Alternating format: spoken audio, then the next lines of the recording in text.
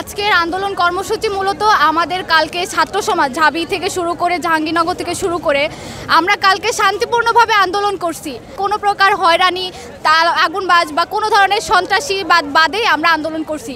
কিন্তু তবুও আমরা আমাদের ন্যায্য অধিকারের জায়গায় আমাদের কি করলো, ছাত্র সমাজদের মেরে আমাদের রক্তাক্ত করলো।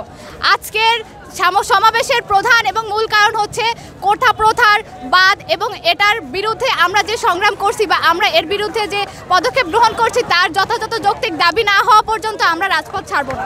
আজকের এই শান্তিপূর্ণ সমাবেশ সঠিকভাবে পূর্ণ হোক বা আমাদের দাবি আদায় হোক, আমরা সেই প্রচেষ্টায় এখানে আজকে জড়ো হয়েছি। গতকাল রাত 3টা পর্যন্ত আমরা আন্দোলন করেছি এবং আমাদের জীবনের নিরাপত্তাটা এখন হুমকির মুখে।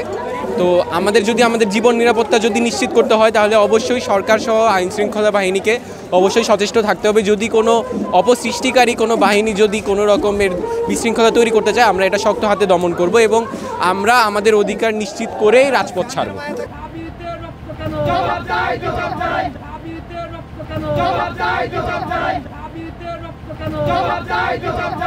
গতকাল রাত্রে থেকে এবং তার আগে থেকে বাংলাদেশের যারা সাধারণ শিক্ষার্থী তাদের যে যৌক্তিক দাবি, সেই যৌক্তিক দাবির বিরুদ্ধে যে সরকার এবং সরকার মদতগ্রস্ত ছাত্র সংগঠন আছে তারা যেরকমভাবে নির্বিচারে ছাত্রদের এই যৌক্তিক আন্দোলনের বিরুদ্ধে গণহারে যেরকম আঘাত করতেছে, যেরকম অত্যাচার করতেছে, তাদের সাথে সংহতি উপস্থাপন করতে আমাদের খুলনা বিশ্ববিদ্যালয় সহ খুলনার স্থানীয় অন্যান্য শিক্ষা প্রতিষ্ঠানের শিক্ষার্থীরা মিলে আমরা এই জায়গাতে একটা শান্তিপূর্ণ গণসমাবেশ করতেছি।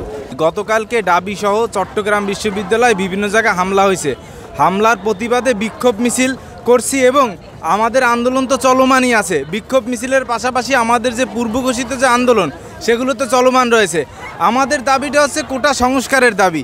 প্রত্যেকটা শ্রেণীর চাকরিতে যে পরিমাণ কোটা ব্যবস্থা আছে যৌক্তিক সংস্কার চাই এবং আমরা ইতিমধ্যে রাষ্ট্রপতি বরাবর স্মারকলিপি প্রদান করছি যাতে আমাদের রাষ্ট্রপতি সংসদে জরুরি অধিবেশন ডেকে যে কোটা ব্যবস্থার যে সাংবিধানিকভাবে একটা আইন প্রণয়ন করে স্থায়ীভাবে একটা সমাধান করে। বিশ্ববিদ্যালয়গুলোতে যে পরিমাণে তো আপনারা দেখছেন যে কি পরিমাণে রক্ত ঝরতেছে। একটা মেয়েকে যখন দেখলাম যে একটা আপু হচ্ছে ঢাকা বিশ্ববিদ্যালয়ের সামনে ব্যাগ নিয়ে হয়েছে, তখন আমার মনে হচ্ছিল এই জায়গাতে আমি থাকলে আমার কেমন লাগতো।